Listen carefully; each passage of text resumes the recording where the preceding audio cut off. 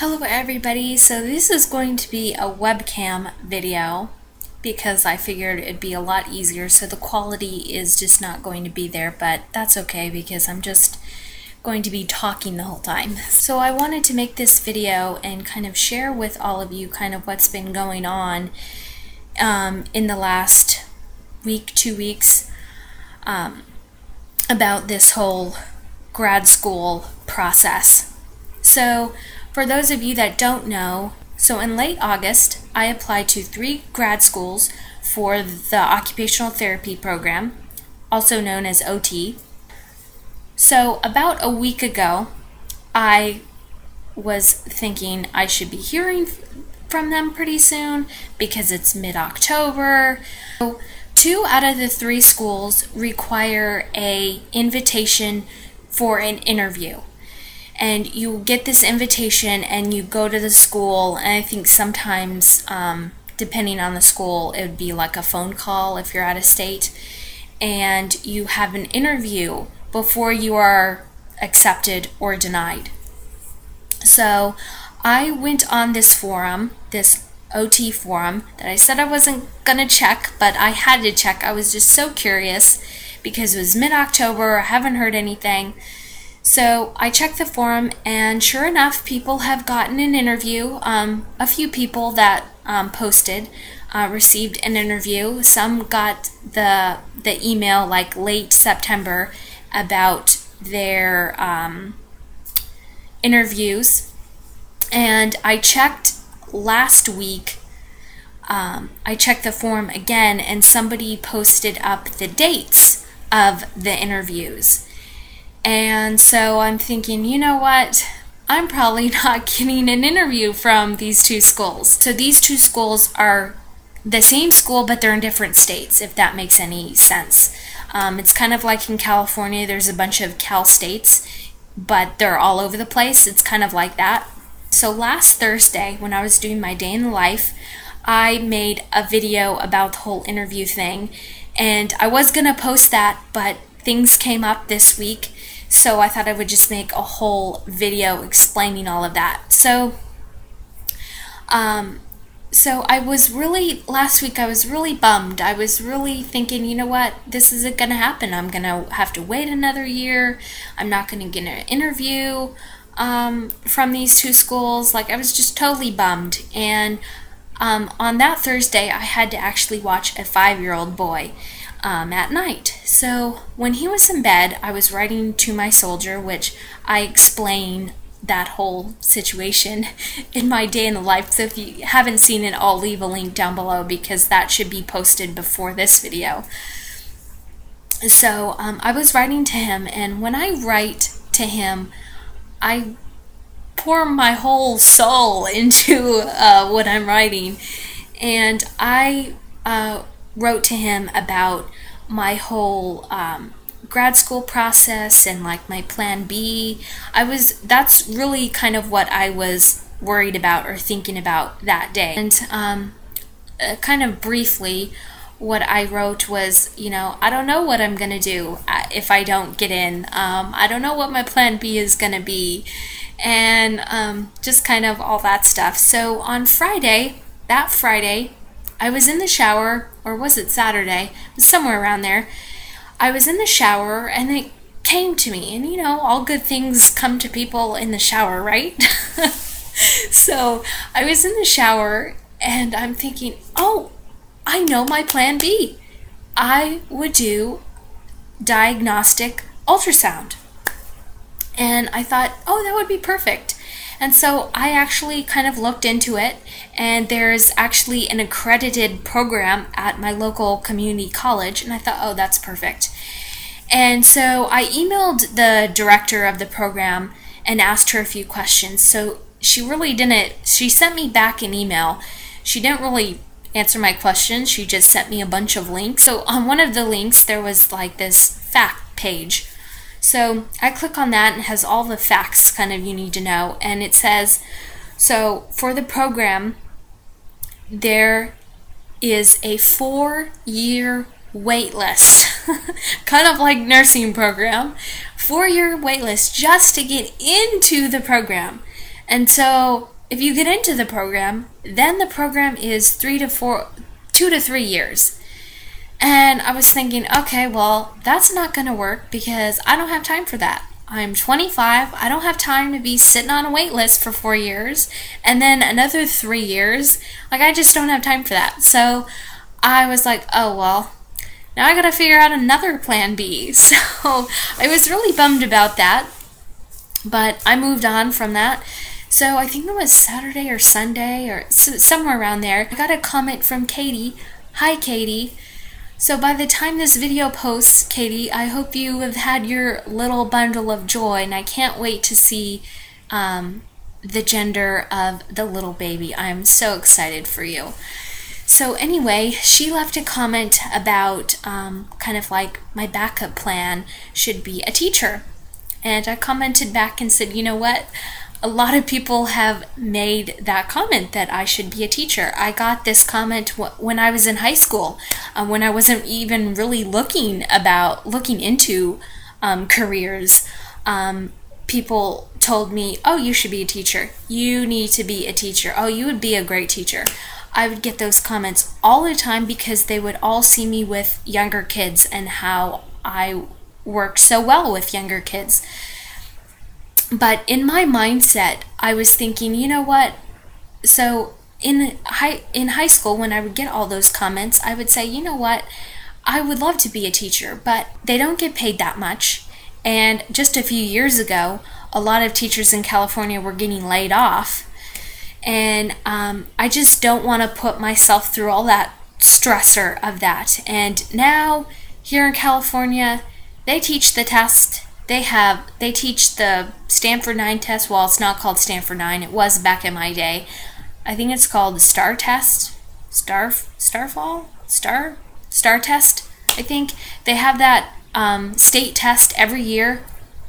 And most of the year, they're teaching the test. So when I was in 11th or 12th grade, they added something new. They implemented something new. At the end of every quarter, each subject you would need to take a benchmark test is what they called it.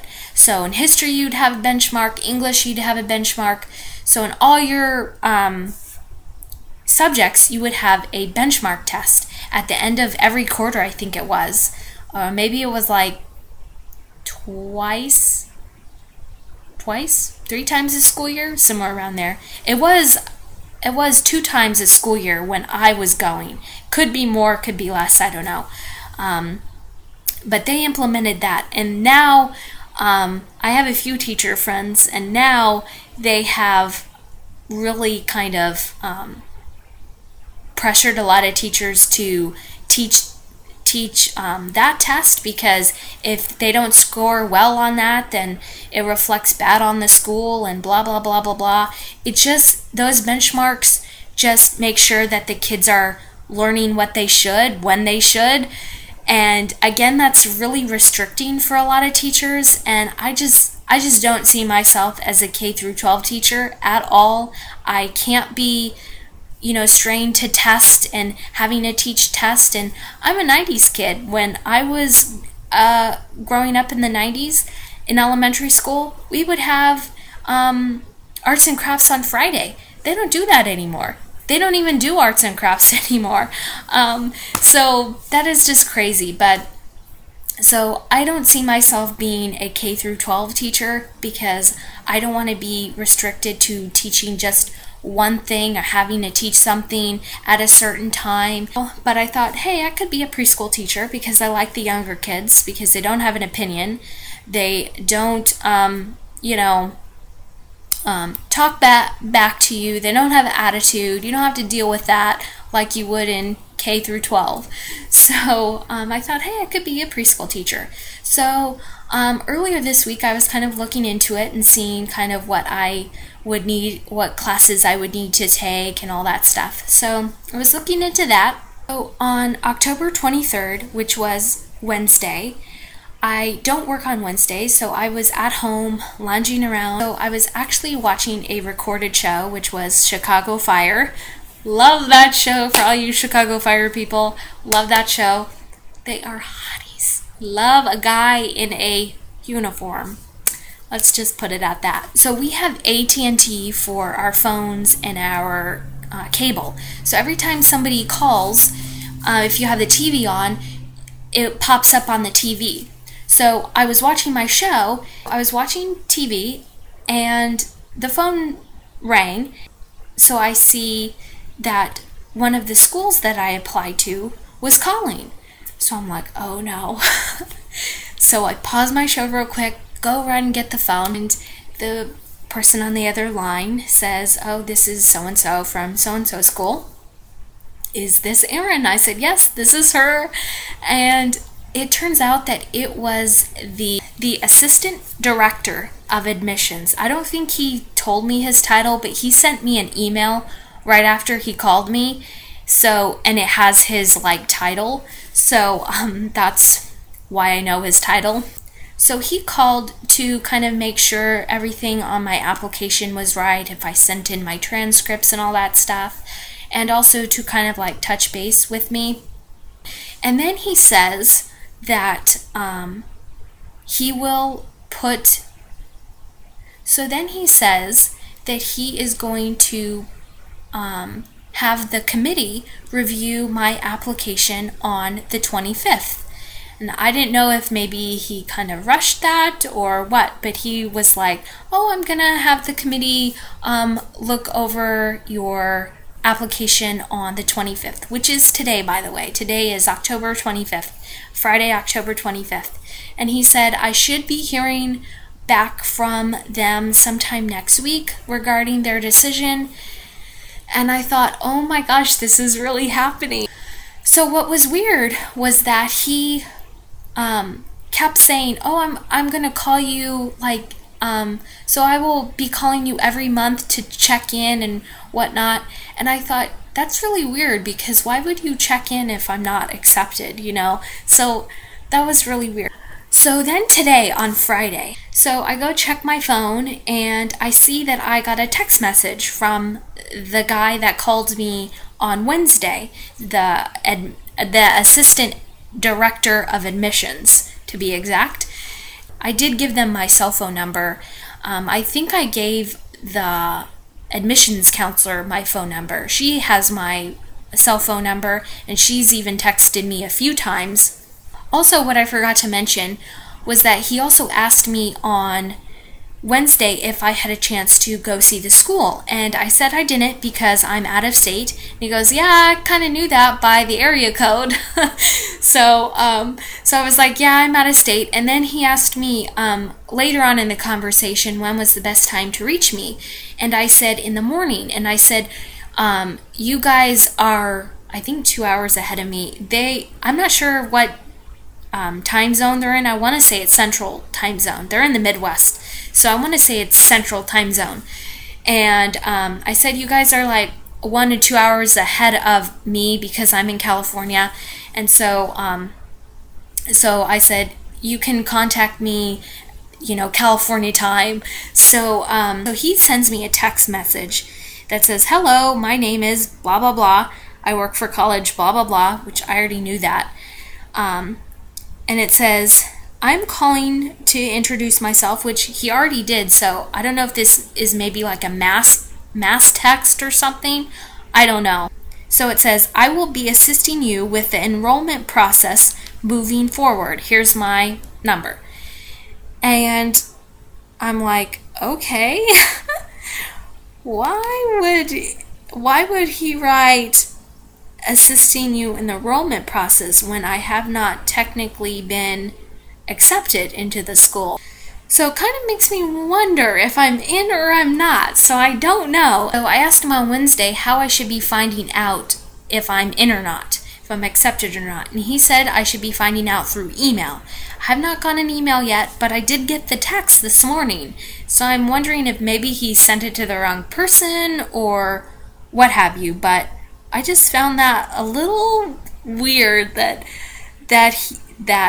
it says the enrollment process, and you don't go through the enrollment process unless you are accepted. So I don't know, maybe that is a little foreshadowing. I don't know. I made a video about my So there's going to be a big change in my life soon, I hope, and I'm really ready for that. I cannot tell you how much I am ready for this. I'm ready to move on. I'm ready to move to a different state.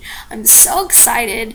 So hopefully all this goes through, and the message that I got this morning is a little foreshadowing that I did get accepted to one school. So I'm not jinxing myself. I hope I'm not jinxing myself. But I just find it a little weird that he would send that to me.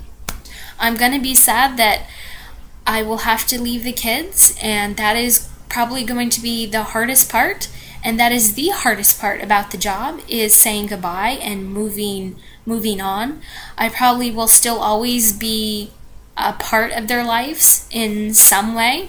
At least the older two will remember me, and I will probably make a little something or give them a little something if I do leave next year. And that is going to be the hardest thing to do. I hate saying goodbye. I hate when people say goodbye. That is the hardest thing that I have to do. Things are looking exciting, and I just can't wait. So that's my little update. Thanks for watching. Bye.